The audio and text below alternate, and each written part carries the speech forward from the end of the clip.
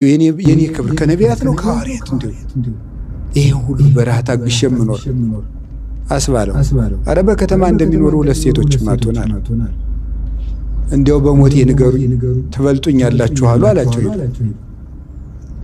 እኛ ምንም የምናውቀው ነገር የለም። ሁለት ባሎች አሉ። እነሱ ሲመጡ ያንዳችን ባል ቶሎ ከመጣ እኛ አንዳችን ቀድመን እግሩን እናጥበዋል። ይሄ ገንዘብ የኛ ገንዘብ ያንቺ ልብስ ያንቺ ልብስ አንባባል። ያንዳችን ልብስ ልጅ ካለቀሰ አንዳችን ሄደን እናጠበዋል። ከዚህ በቀር ሌላ ጽድቅ የለንም አሉ። በፍቅር በልጣችሁኛል ወዮልህ መቃርስ እያለ ተመልሶ ገዳሙን መጣ። እሱ እንኳን ጎሏል እንኳን እኛ ማለት ቅዱስ ጴጥሮስ አንድ ቀን ጎሎ ነበር። አንድ ቀን በፍጹም እኔ አላደርገውም። ሌላው እንኳን ሊያደርገው ይችላል። እኔ ግን በፍጹም አንተን ትቼ እንደው ንቅንቅ ያለው ጭራሽ እንደው የቅዱስ ጴጥሮስ ንጽጽር ተመልከቱት።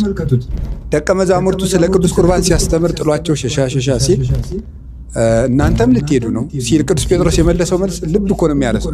እግዚኦ ሀበ መኑነ ሀጉር ዘቃለ ሕይወት ዘላለም ብከ የሕይወት ቃል አንተ እያለ ወዴት ነው ምን ሄደዋል? ያን በተናገረበት አፉ የሕይወት ቃል ብሎት ክርስቶስን ሐሙስ ማታ ምንድነው ያለው? ሰውዬ ምትዩን ሰውዬ አልቆም የሕይወት ቃል ከዛ ሰውዬ ወዴት እንደወረደ አያችሁ፣ ወዴት እንደጎደለ ማለት እሱም ቢሆን ጎድሎ ነበር። ሰው ይጎላል። ስለዚህ እንደው በጣም ከሰው ጋር ስትኖሩ መንኮትኮትና መሰበር ካልፈለጋችሁ በቅርብ ለማድረግ ይሄን ለሚሰሙ ሰዎች ኤክስፔክቴሽን የሚባል ነገር ማስተካከል ጥሩ መጠብቆ መሄድ ማለት ጠብቆ መሄድ በጣም ይሰብራል። ተዘጋጅቶ መሄድ የሚገባ ማንም ሰው ነው። እስቲ አንድ ጊዜ በሉ ሰው ነው በሉ። ምን አላችሁኝ? ሰው ምንድነው? አፈር ምን ይላል? ይንሸራት። ስለዚህ አፈር እስቲ አፈርን በውሃ እንጠበው ምን ይሆናል? እየነጻ ነው እያደፈን የሚሄድ ጭቃ እየሆነ ነው የሚሄድ።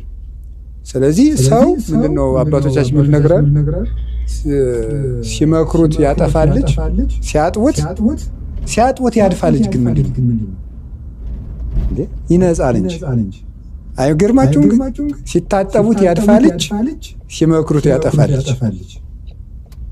እኔ እንደው እንኳን ትዝ አለኝ ይሄ ነገር። ሲያጥቡት ያድፋል ልጅ ማለት ሳሙና አካላችን ላይ ስንቀባው የሳሙና ድርሻ ምን እንደሆነ ታውቃላችሁ? እድፉን በደንብ መጎልጎል። የሳሙና ድርሻው